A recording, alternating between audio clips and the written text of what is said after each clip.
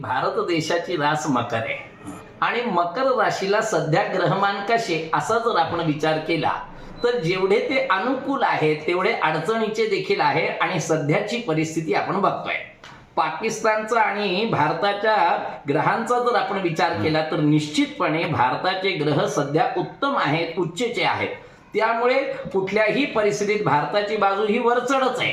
आणि मला खात्री आहे की मे महिन्यामध्ये महत्त्वाचे 3 ग्रह बदलतात आणि गेल्या महिन्यामध्ये बदललेले शनी महाराज या 4 ग्रहांच्या भ्रमणामुळे निश्चितपणे भारत पाकिस्तानमध्ये फार मोठा उत्पात घडणार। आणि याच्यामध्ये सगळ्यात मोठं जर कोणाचं नुकसान होणार असेल तर ते पाकिस्तानचं होईल। कदाचित वित्तहानी, जीवितहानी तर सोडा, पण कदाचित त्यांचा भूभाग देखील काही बाबतीमध्ये आपल्याकडे येण्याचा संभव दिसतोय। आणि या 36 तासांमध्ये काहीतरी निश्चित निर्णय होणार आणि LOC वर कुठेतरी सुरुवात झालेली दिसेल। तिसरं महायुद्ध काय होऊ शकते? बस आता तेवढं आणि समोरासमोर उभे ठाकले तर असं समजा की कदाचित तिसऱ्या महायुद्धाची ही नांदी म्हणता येईल।